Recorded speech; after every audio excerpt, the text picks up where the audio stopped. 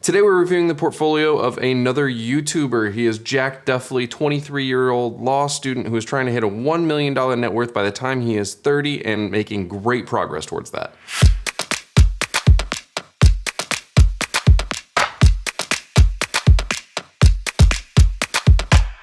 Yeah, so this is going to be a bit of a different video. I have Jack here. Thanks for joining me. We're going to be reviewing his portfolio. So would you mind just giving a quick intro to yourself real quick so I don't mess anything up? Sure, absolutely, Trae. Thank you. It'd be my pleasure. So my name's Jack Duffley. I'm a 23-year-old real estate investor, and I'm going to be an attorney very soon. I'm graduating law school this month, so that's exciting.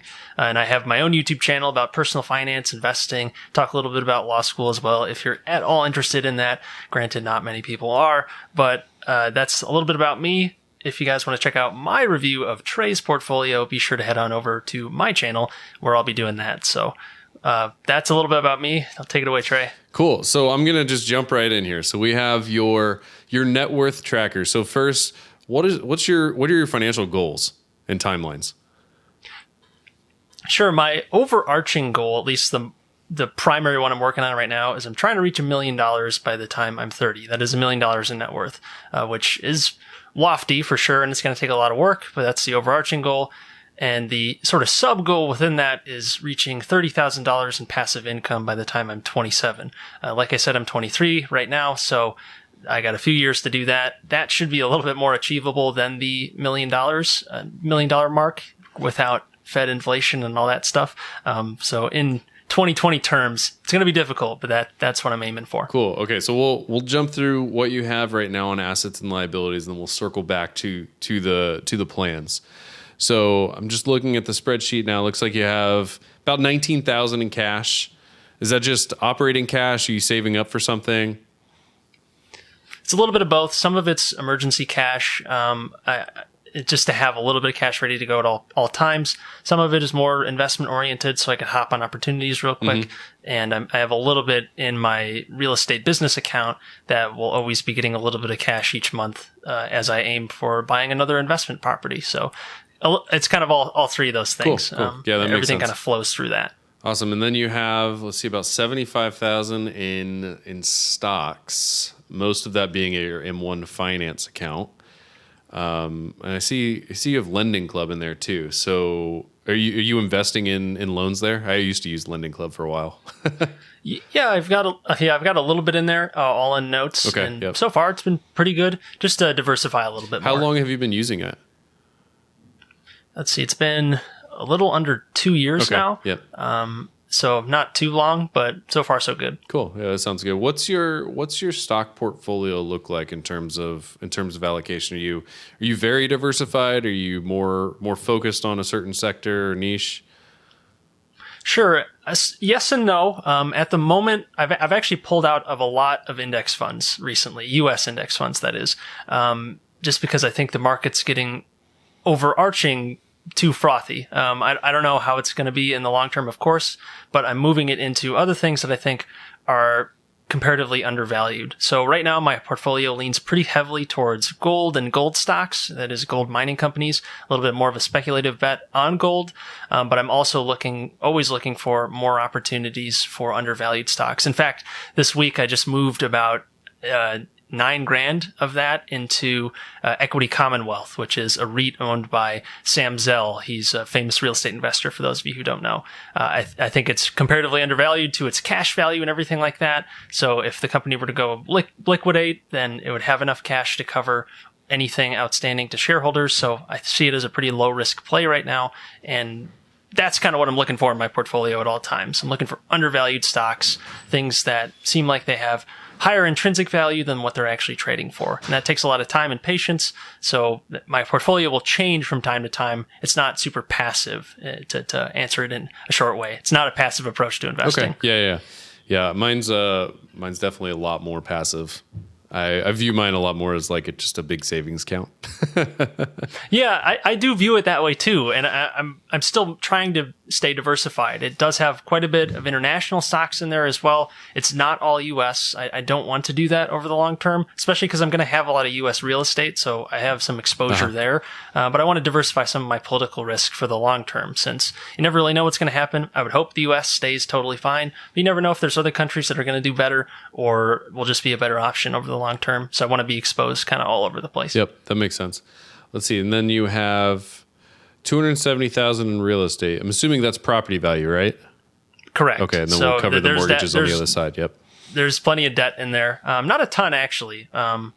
So I have my primary residence in Chicago. It's a condo, filming from it here right now. I house hack that, so I rent out my bedroom, and that covers my expenses pretty much. Not all of them, but almost all of them. So it's a great way to subsidize my expenses. So we'll keep doing that. Then the other property I actually just closed on this summer is a single family home in Indianapolis, Indiana, which is currently rented out and is cash flowing a couple $100 per month. However, it doesn't have any debt on it yet. I used a HELOC on my primary residence to buy that property, and I will be in the process of refinancing about 75 grand or so out of that property so that I have that cash ready to go for another opportunity. Nice. Awesome. I'm looking at a similar approach for some of my next properties, is buying them with some sort of credit line and then refinancing out of them. Why Indianapolis? So I'm in Chicago, so it's relatively close. It's 3.5 hours away, so I can drive there if I need to, and that made shopping for properties easier. So when I was getting acclimated with Indianapolis, it was a new market to me. I could actually go there and see it. That helped a ton, and now I feel very comfortable with the market. But also from a more economic perspective, compared to Chicago, I think it has better characteristics for the long run. It's growing. It has decent employment characteristics, and pricing isn't outrageous either. Yep. Not that every area in Chicago is like that. I just like the longer term growth aspects of Indianapolis a little bit better. And also, I already have a property here in Chicago. I'll probably get a couple more through house hacking over the next few years. So I want to diversify that way as well. Makes sense. Yeah, I'm actually originally from Indiana. I have a lot of family that lives out that way, including very some cool. in Indy. So I was curious. All right, cool. Let's see. Let's jump over to the liabilities side now. It looks like we have... I was curious. What's the promissory note? So that's actually a loan from a family member that we basically used to replace the original mortgage I had on this property. That's actually due in August of 2023. So I've only got a couple years to pay that off. Okay. It sort of is, you could kind of consider it a quasi mortgage and a quasi student loan package since I'm currently in law school. And that I got a full ride to law school, but I couldn't really work as much and I wouldn't be making as much income. So having some debt there to kind of spot my mortgage in a way allowed me to then get a HELOC and invest in another property. So it's kind of this debt merry-go-round of sorts that will get paid back once I refinance out of my Indianapolis property and I take some of my HELOC funds and throw it towards that mortgage. Okay. So it's sort of like a stopgap loan, if that makes any sense. Yeah, that makes sense. Your credit cards, do you pay them off every month? I do. Okay. So I think it shows some balance there from December 1st. Yeah, always paying those off. Okay. That just happens to be a balance I had. Yeah. 90,000 in student loans. That makes sense. You're in law school.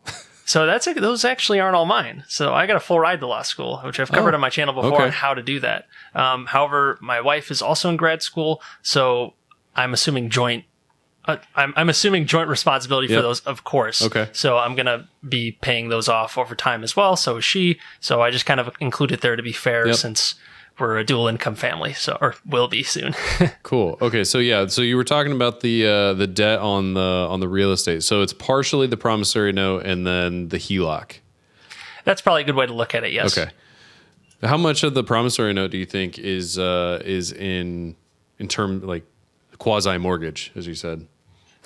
I'd say about 110 of it. That was what my original mortgage was on my condo before I then took out a HELOC, which then was used to buy the Indy property. So that's probably a good way to look at it. So you're roughly like 50% equity in your real estate investments then? At the moment, yes. Okay. And it will go up once I pull out that money. Yeah. So yes. Yeah, nice. Well, boy, I mean that looks pretty good. Like I wish I was here whenever I was 23. I didn't. It's we've had to be very careful because there's a lot of debt involved. Clearly, the student loans are a big elephant in the room.